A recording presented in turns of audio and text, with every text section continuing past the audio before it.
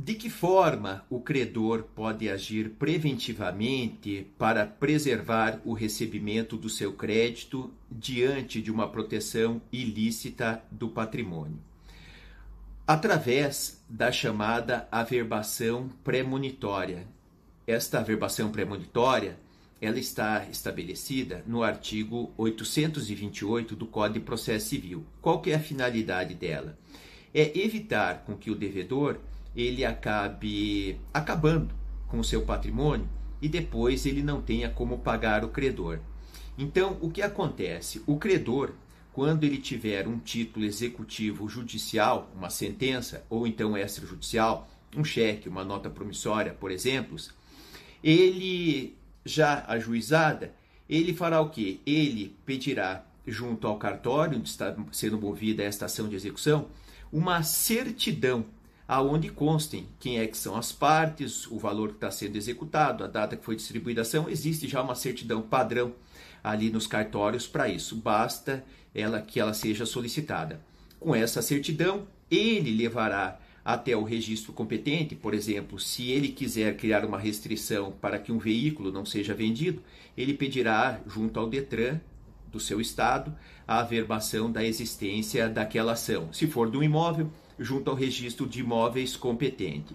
Então, o que fará? Ele, com essa certidão, ele cria esta restrição para impedir com que o devedor ele proteja de uma maneira ilegal o seu patrimônio. Tá? Por que ilegal? Porque ele não vai ter patrimônio suficiente para pagar os credores. Seria diferente a situação quando o devedor ele tiver patrimônio suficiente para pagar os seus credores, o seu ativo for maior que o passivo. Daí ele não estará fraudando a execução, ele também não estará fraudando os credores.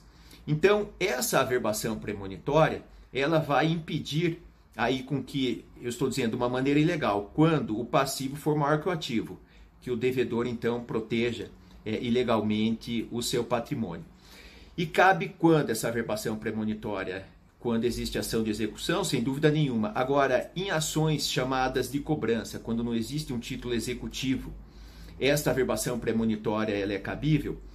Meu entendimento é que sim, e a jurisprudência, os julgados dos nossos tribunais também vem admitindo, embora tenham juízes que acabem não deferindo, o que é lamentável, porque o devedor ele poderá se desfazer dos seus bens, quem vier a comprar, digamos, um imóvel, estaria comprando aquele imóvel de boa fé e ficaria aqui o credor ali sem receber o seu crédito, depois não encontrando patrimônio suficiente ali para receber do seu devedor.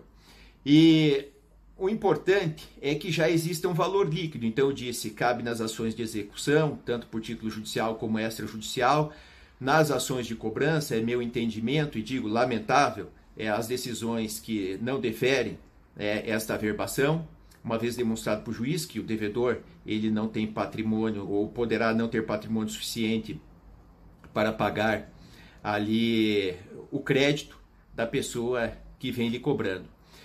E como tem que ter um valor líquido, nas ações chamadas de arbitramento, quando é preciso ainda ter um valor líquido através de uma decisão judicial, daí esta averbação ela não é possível de ser realizada, o que é bastante complicado. Deveria pelo menos, se fosse possível, haver qualquer estimativa, uma vez que, sendo liquidado o valor, também o devedor poderia se desfazer do seu patrimônio e o credor vir a não receber o seu crédito. Então, eu deixo aqui esta dica aí para os credores, para que eles evitem uma proteção ilícita do patrimônio do devedor mediante esta averbação premonitória que é possível de ser realizada. A proteção patrimonial, ela deve acontecer de uma maneira lícita e, nesse caso aqui do devedor que ficar sem patrimônio suficiente para pagar os seus credores, haverá uma proteção patrimonial para este devedor. Quem comprar o bem sem que exista alguma averbação ali estará comprando o bem de boa fé, salvo prova em contrário, que é admitida a prova em contrário. Por exemplo, demonstrando que existe um conluio entre aquelas duas pessoas, demonstrando que muitas vezes o comprador ali ele é uma interposta pessoa que não houve pagamento, assim poderá ser desconsiderada esta proteção também que foi realizada porque se trataria, na verdade, de uma simulação, porque não houve o pagamento do preço. Tá? Então isso daí é preciso ser verificado em cada caso. Tá joia?